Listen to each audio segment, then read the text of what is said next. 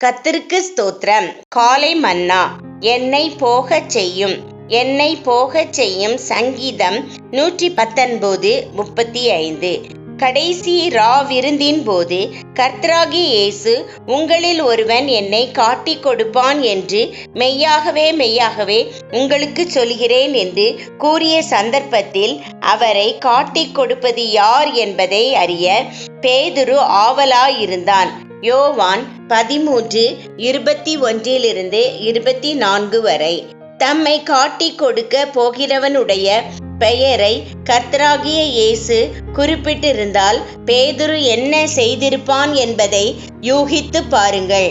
அவன் யூதாசுக்கு விரோதமாக தன் பட்டயத்தை எடுத்திருப்பான் என்பதில் சந்தேகமில்லை.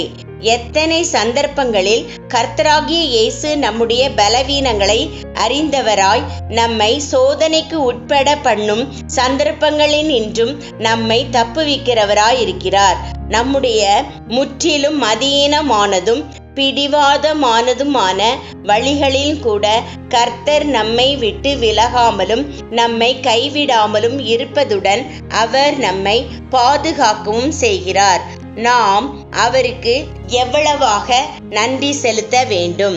பேதுரு மிதமிஞ்சிய தன்னம்பிக்கை, முரட்டாட்டம் ஆகியவற்றுக்கும் ஒரு அடையாள சின்னமாக இருந்தான். கர்த்தராகிய இயேசு தாம் கெத்சேமனைக்கு போவதற்கு சற்று முன்பு பிசாசானவன் பேதுருவின் விசுவாசத்தை அழிக்க திட்டமிட்டு கொண்டிருந்தான் என்று அவனை எச்சரித்தார். அவன் விசுவாசத்தில் மிகவும் பலவீனமாயிருப்பதையும் அவனுக்கு ஒரு மெய்யான மனந்திரும்புதல் அவசியம் என்பதையும் அவர் அவனுக்கு சுட்டி காண்பித்தார். பின்னும் கர்த்தர், சீமோனே சீமோனே, இதோ கோதுமையை சுளகினால் புடைக்கிறது போல சாத்தான் உங்களை புடைக்கிறதற்கு உத்தரவு கேட்டு கொண்டான். நானோ உன் விசுவாசம் ஒளிந்து போகாதபடிக்கு உனக்காக வேண்டிக் கொண்டேன். நீ குணப்பட்ட பின்பு உன் சகோதரரை ஸ்திரப்படுத்து என்றார். லூக்கா 22:31-32. ஆனால் இந்த எச்சரிப்புகளை எல்லாம் கவனித்து கேட்பதற்கு பேதுரு ஆயத்தமாய் இருக்கவில்லை. அவன் உடனடியாகவே அவரை நோக்கி, நான் காவலிலும் சாவிலும் உம்மோடு செல்ல ஆயத்தமாய் இருக்கிறேன் என்று கூறினான். பேதுருவுக்கும் சங்கீதக்காரனுக்கும் இருந்த மிக பெரிய வித்தியாசத்தை பாருங்கள். பேதுரு தான் சற்றும் ஆயத்தமாய் இராதிருந்த போதிலும் நான் செல்ல ஆயத்தமாய் இருக்கிறேன் என்று கூறினான். சங்கீதக்காரனோ என்னை போகச் செய்யும் என்று ஜெபிக்கிறான். சங்கீதம் 119:35. பேதுரு கர்த்தராகிய இயேசுவை பின்பற்ற தனக்கு இருந்த விருப்பத்தை அவரை பின்பற்ற தனக்கு இருக்கும் பலன் என்று தவறாக எடுத்துக்கொண்டான். நம்மில் அநேகரும் இதே தவறையே இழைக்கின்றோம்.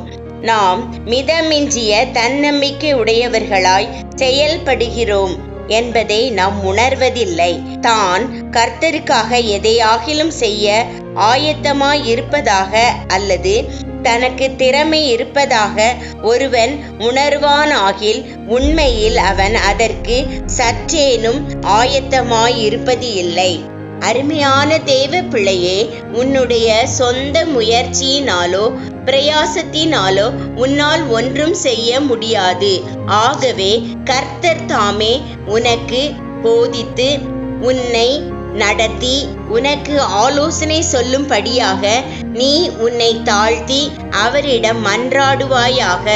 ஆம் கர்த்தாவே, உமது கற்பனைகளின் பாதையில் என்னை போகச் செய்யும் என்று நீ அவரிடம் வேண்டிக் கொள்வாயாக. ஆமென்.